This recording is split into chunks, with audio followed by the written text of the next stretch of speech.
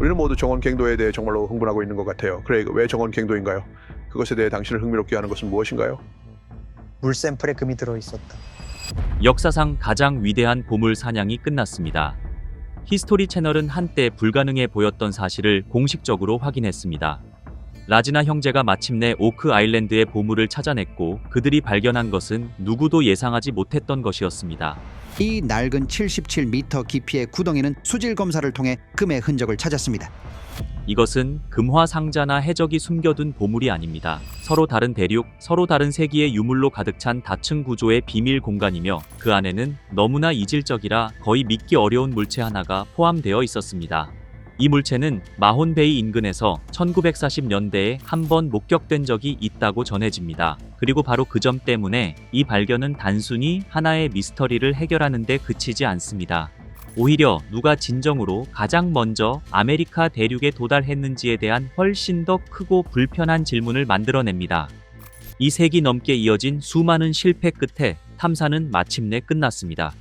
더 이상 부서지는 도구도 잘못된 신호도 막다른 길도 없습니다. 금고는 열렸습니다. 그러나 그 안에 있던 것은 해적의 금이나 왕실의 보석보다 훨씬 더 충격적이었습니다. 발견된 유물들 중에는 우리가 북미 역사에 대해 알고 있다고 믿어온 모든 것을 뒤흔들 수 있는 너무나 예상 밖의 물건이 포함되어 있었습니다.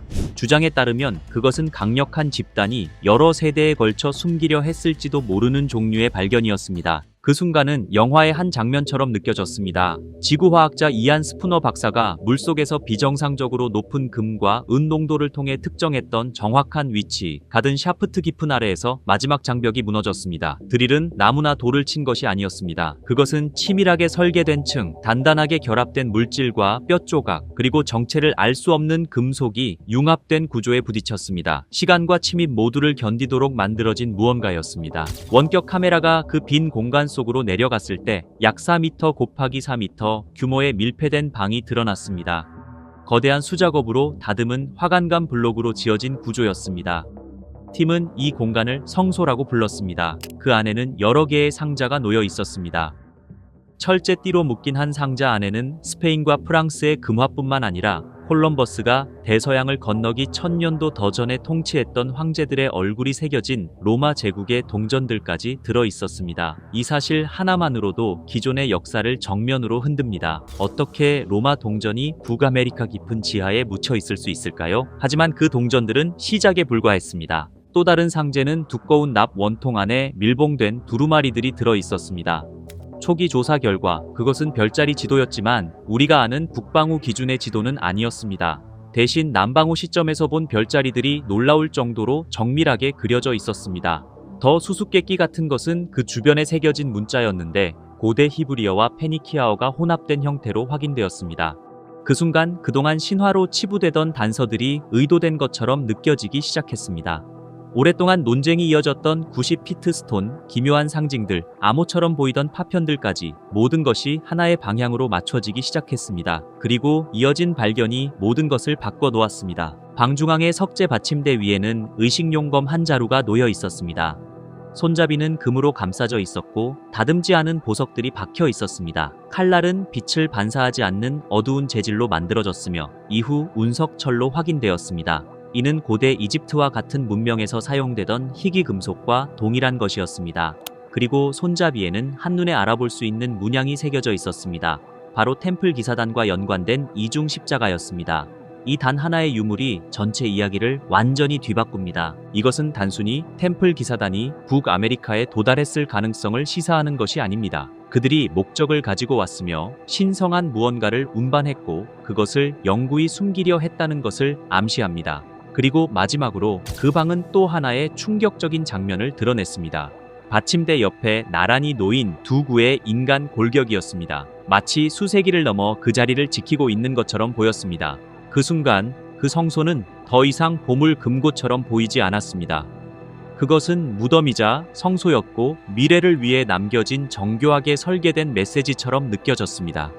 200년이 넘는 시간 동안 오크 아일랜드는 막대한 재산과 야망 그리고 사람들의 생명을 집어삼켰습니다. 그 비밀을 찾는 과정에서 6명이 목숨을 잃었고 보물이 발견되기 전에 7번째 희생자가 필요하다는 전설까지 만들어졌습니다. 이제 발견이 완료되었고 추가적인 죽음 없이 끝났음에도 불구하고 그 전설은 어딘가 불편할 만큼 현실에 가까워 보입니다. 그렇다면 하나의 미스터리는 풀렸을지도 모릅니다. 하지만 더 거대한 미스터리는 이제부터 시작입니다. 왜냐하면 만약 이것이 정말로 숨겨져 있던 것이라면 어떻게 이렇게 오랜 시간 동안 완벽하게 감춰질 수 있었을까요?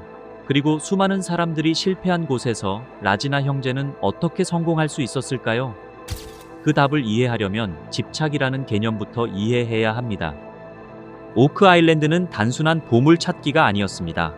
그것은 인간의 집념과 발견을 거부하도록 설계된 시스템 사이에 200년에 걸친 싸움이었습니다. 모든 것은 1795년에 시작되었습니다. 다니엘 맥기니스라는 한 10대가 땅에 난 이상한 움푹한 흔적을 발견하면서였습니다. 호기심에 친구들과 함께 땅을 파기 시작했고 깊이 3m 지점에서 참나무 통나무층을 발견했습니다. 그리고 6m에서도 다시 30m에서도 같은 구조가 이어졌습니다. 이것이 자연적으로 형성된 것이 아니라는 사실은 즉시 분명해졌습니다.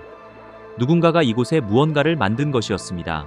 그 수직 통로는 머니피트라고 불리게 되었고 그 순간부터 이 섬은 꿈꾸는 사람들, 기술자들, 그리고 집요한 탐험가들을 끌어들이기 시작했습니다. 여러 회사들이 만들어졌다가 사라졌습니다. 온슬로 컴퍼니, 트루로 컴퍼니, 오크 아일랜드 협회까지 모두가 자신들이 해낼 것이라 믿었습니다. 모두가 더 깊이 파 내려갔습니다. 그리고 결국 모두가 실패했습니다. 섬의 방어는 놀라울 정도로 정교했습니다. 바닷물과 연결된 배수 터널이 있어서 파는 사람들이 접근할 때마다 몇 분 안에 바닷물이 수직 통로로 쏟아져 들어왔습니다. 이곳은 단순한 은닉처가 아니었습니다. 그것은 함정이었습니다. 이를 극복하려는 시도는 점점 더 대담해졌습니다. 증기 펌프, 거대한 크레인, 심지어 바닷물을 막기 위해 설계된 대형 가상 방조제까지 등장했습니다. 1960년대 로버트 덤필드는 무차별적인 힘을 시도하며 깊이 30m, 너비 39m의 거대한 분화구를 파내 섬의 일부를 사실상 재구성했습니다. 그럼에도 보물은 발견되지 않았습니다. 남은 것은 오히려 복잡하게 설계된 시스템의 흔적뿐이었습니다. 그리고 항상 대가가 따랐습니다.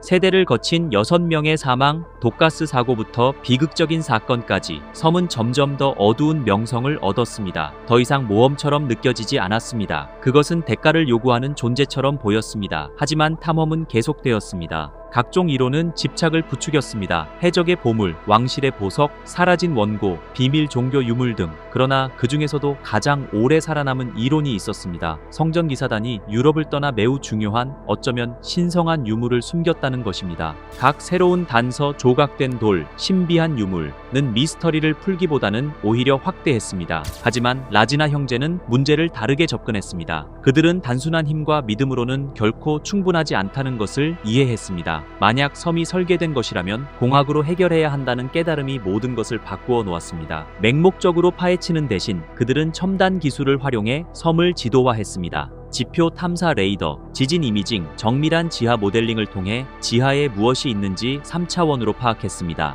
이 스캔 결과 터널과 거대한 인공 공동 구조물이 연결된 네트워크가 드러났습니다. 그중 하나의 이상 신호가 눈에 띄었습니다. 정원 통로 지역에서는 기존의 머니핏과는 다른 밀폐된 방이 존재할 가능성이 제시되었습니다. 처음으로 탐사의 방향이 생긴 순간이었습니다. 그리고 결정적인 돌파구가 나왔습니다. 보어홀에서 채취한 물 샘플을 분석한 결과 금과 은의 농도가 정상 대비 수백 배나 높게 나타났습니다.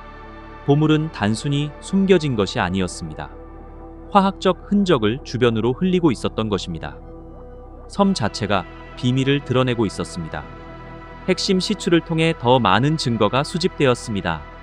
파괴적인 굴착 대신 팀은 시료를 채취했습니다. 나무 조각, 지역에서 자생하지 않는 코코넛 섬유, 양피지 조각, 심지어 인간 뼈 조각의 흔적까지 발견되었습니다. 탄소 연대 측정 결과 모든 증거는 1600년대 이전 활동을 가리켰습니다. 이는 섬이 발견되기 훨씬 이전부터 중요한 무언가가 묻혀 있었다는 의미였습니다.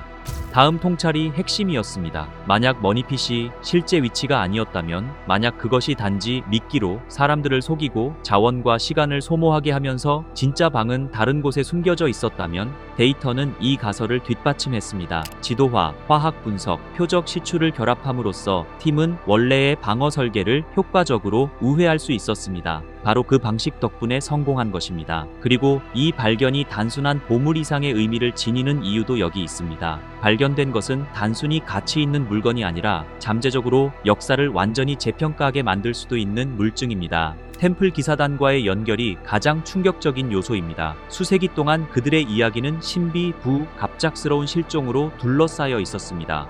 만약 그들이 콜럼버스보다 훨씬 이전에 북미에 도착했다면 지금까지 주류 역사에서 기록되지 않은 수준의 탐험과 의도가 있었음을 의미하게 됩니다. 그리고 로마 동전들도 있습니다. 그것들은 더 오래된 존재를 증명하는 것일 수도 있고 대륙과 세기를 넘나들며 수집된 컬렉션의 일부일 수도 있습니다.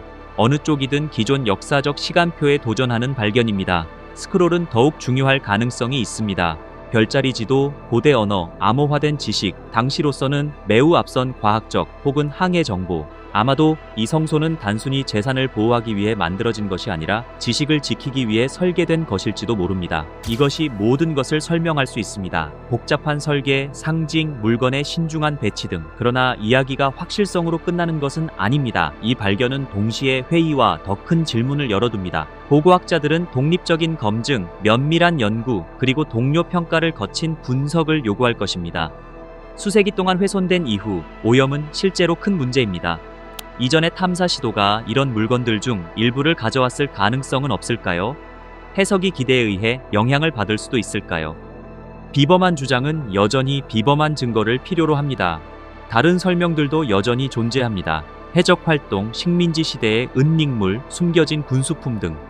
덜 극적이지만 여전히 그럴듯한 가능성들입니다. 그리고 나서 소유권 문제가 제기됩니다. 발견된 것을 누가 통제할까요? 발견자일까요? 정부일까요? 아니면 역사 자체일까요? 이 이야기의 다음 단계는 지하에서 펼쳐지기보다는 법적 싸움과 학문적 논쟁 속에서 이루어질지도 모릅니다. 바로 이것이 오크 아일랜드가 매력적인 이유입니다. 해결의 순간에도 이곳은 단순한 답을 쉽게 내주지 않습니다. 한 장을 닫으면서 동시에 여러 장을 열어젖힙니다. 그리고 어쩌면 그게 진정한 결말일지도 모릅니다. 200년이 넘는 시간 동안 섬은 결국 비밀을 드러내지만 진짜 미스터리는 결코 단순히 보물만이 아니었음을 암시합니다. 역사 자체가 우리가 믿어온 것보다 훨씬 더 복잡하고 훨씬 더 연결되어 있으며 훨씬 덜 확정적일 수 있다는 가능성이었습니다. 만약 템플 기사단이 정말 이곳에 무언가를 숨겼다면 그들은 단순히 금을 묻은 것이 아닐지도 모릅니다. 어쩌면 그들은 역사 자체의 다른 버전을 묻고 있었던 것일지도 모릅니다.